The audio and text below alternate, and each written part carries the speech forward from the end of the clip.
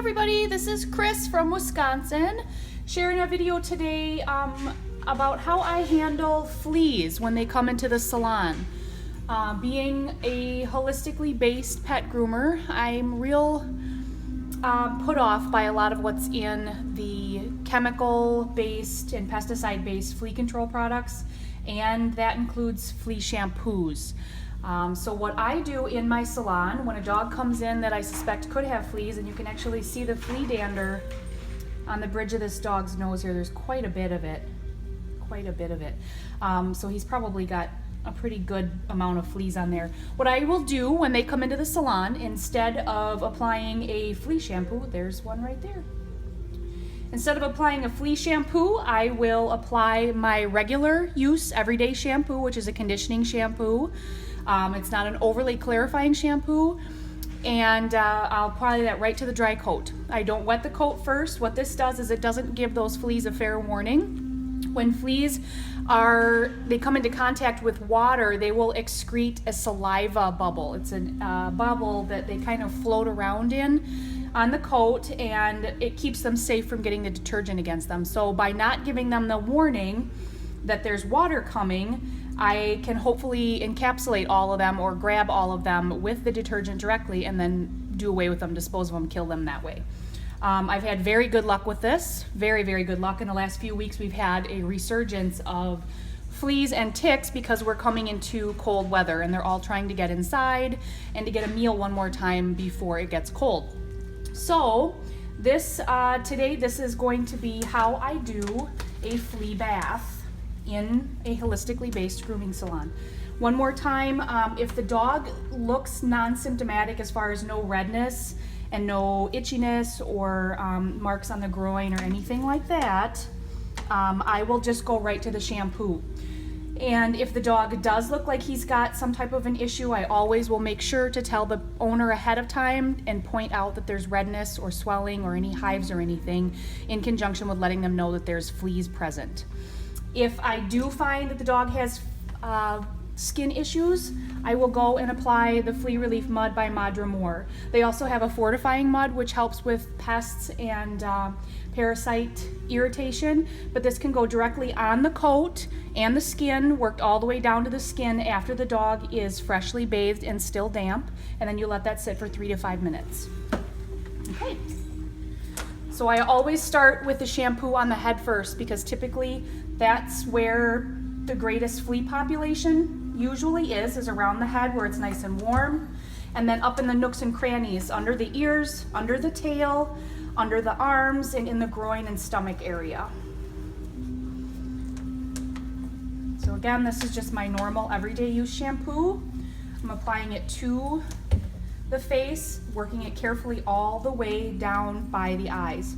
When you're when you're bathing, keep an eye on the face and watch, because commonly you'll see fleas run around, and then you can grab them. If you've got a free finger, grab them, and you can kind of roll them between your fingers and squash them that way. And I'm being sure I get that shampoo all the way down to the skin.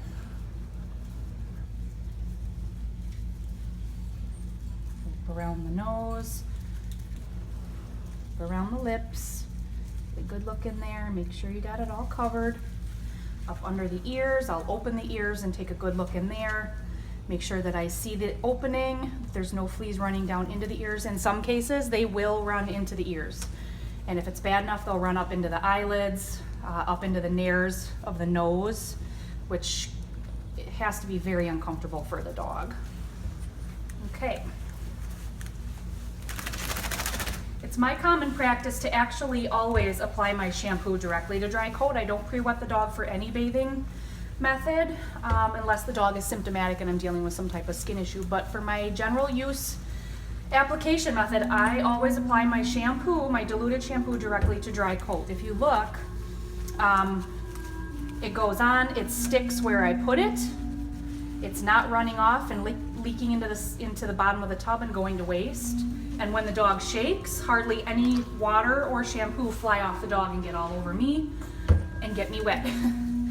So that's an added bonus. But what it does when you're applying that shampoo to the dirt that's within the coat and on the layer of the skin, the outer layer of the skin, is it actually encapsulates that dirt, holds onto it very effectively, and helps to rinse it up and out of the coat instead of redispersing it or letting it float around in the hair coat and then redeposit on the skin someplace else.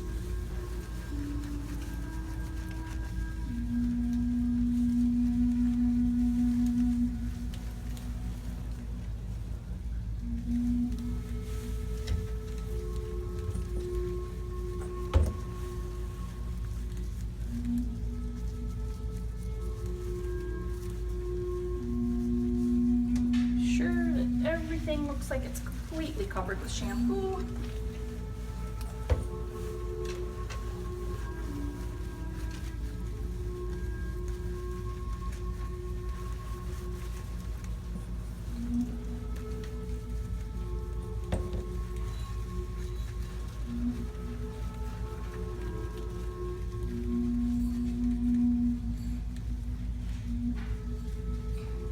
All right. Now he's completely covered, so he's pretty safe to not have fleas running all over the place and dancing all over the place and jumping out into my tub and on me. And this is a nice light colored dog, so it's very easy to see. This is what flea dirt or flea droppings look like when you get it wet. It's a dark rusty red colored because that's actually dried blood that's in their fecal material. There's a dead flea right there.